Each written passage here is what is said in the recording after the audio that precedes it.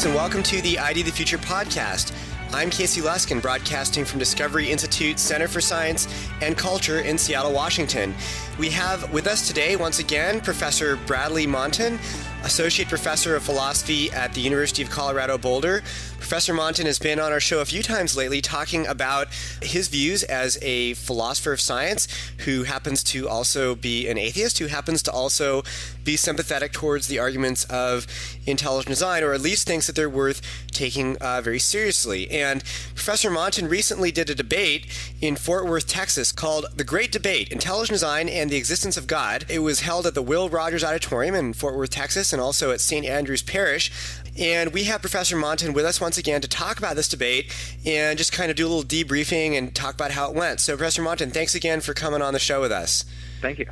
I want to first start off talking about something about this debate that I find extremely intriguing, maybe as a sign of things to come, more things to come in this debate, and that in this debate, the two scientists and academics and scholars who were upholding the pro-intelligent design and the existence of God side were non-theists, and the anti-ID side, and I guess the anti-God side, I'm not sure, were supposedly upheld by one scientist who is an atheist and another who is a theist. Is that a fair description of this debate that you did last week? Well, there were two separate tracks of discussion. One was the does God exist or not track, and then the other is intelligent design plausible track.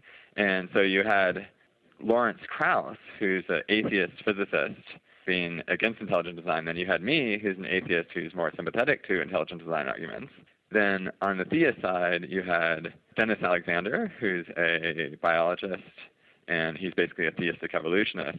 And then David Berlinski, I mean, he was slated to represent the theistic pro-intelligent design position, but as probably a lot of your listeners know, Berlinski is more of a secular Jew agnostic who thinks at least that we should think that the issue of whether God exists is, an open question, and maybe we should, take seriously the idea that God exists, but he's not a definite theist. So it was interesting in the sense that different positions were being represented by different people, and almost all the positions on the table were sort of nuanced positions that you don't generally get when people portray the intelligent design debate as a war between two camps, where one person has to be in one camp or the other.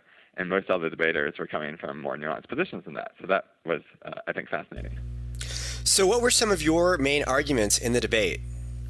I spent a fair amount of time arguing for the idea that it's legitimate to treat intelligent design as science, and against methodological naturalism, the people who try to dismiss intelligent design just on philosophical grounds by saying that it's part of the on philosophy of science grounds, it's part of the methodology of science, that it can't consider supernatural hypotheses. I also pointed out that intelligent design isn't inherently supernatural, that there are ways of that the intelligent design doctrine could come out true such that there still wouldn't be any supernatural beings. And I also raised some of the particular intelligent design arguments I think are interesting, or worth taking especially seriously, like the fine-tuning argument based on the fact that the values of the fundamental constants of physics are fine-tuned for life. So it sounds like, as a philosopher of science, your main goal going into this debate was to argue that intelligent design should at the very least be on the table for taking seriously and shouldn't be, dismissed out of hand as a non-scientific view. Is that a somewhat fair characterization of? Yes, that's right. And then there were people like, Lawrence Krauss in particular, tried to argue against that he brought in the whole wedge document issue, which I think confuses the issue of whether there's a cultural agenda behind intelligent design with what the doctrine of intelligent design actually is and what the arguments for intelligent design actually are.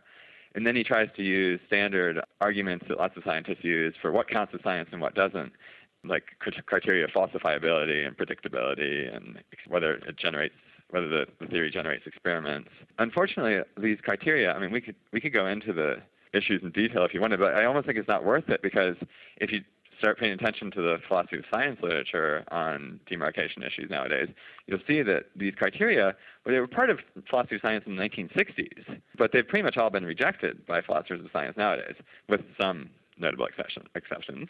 But most people don't take those criteria seriously anymore. But it seems like scientists kind of were raised, when they went to school, they sort of learned 1960s philosophy of science and have stuck with that, and their view of what counts as science and what doesn't. Berlinski and I were both trying to push Lawrence Krauss on that issue, but we didn't get very far.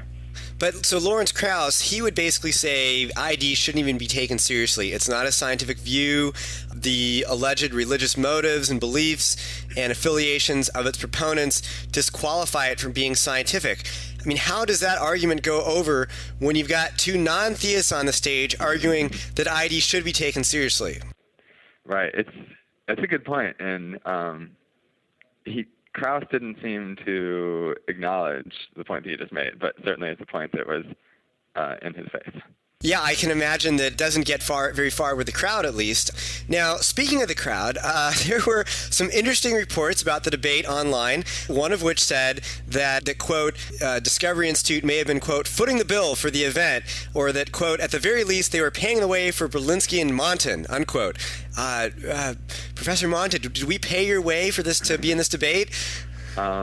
Not that I know of. I mean, I got the money I got was from St. Andrew's Parish, which organized the whole debate.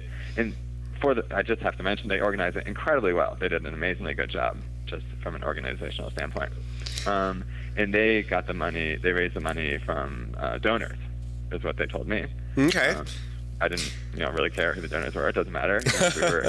We were all told that we had free reign. We could say whatever we wanted. And even when we went to the church the next morning, we had basically a 3-hour session Friday night and then a 2-hour session Saturday morning. And the Saturday morning session, we were supposed to talk about, among other things, our views on the meaning of life. And so in church, looking at this huge stained glass window of Jesus, I started out saying, okay, I'm going to tell you why I'm an atheist. And the audience, I think, appreciated the irony and was open and receptive, and no one gave me a hard time. Everyone was infallibly nice and accommodating, and they told me that they appreciated my intellectual honesty.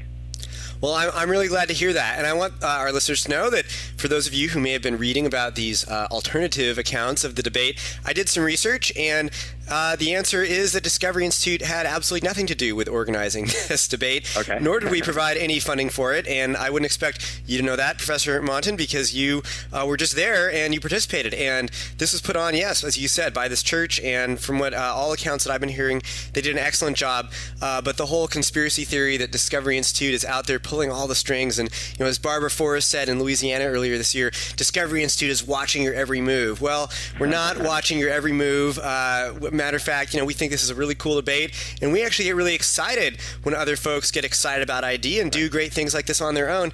As I said before, Discovery Institute certainly does not hold the copyright on intelligent design. You can't hold the copyright on a great idea. Ideas are way bigger than this, and we want to encourage any smart people out there who are going to support this view and do it in an intellectually honest and credible way to do that, and we'll support them in spirit, or we'll just we'll do whatever we can.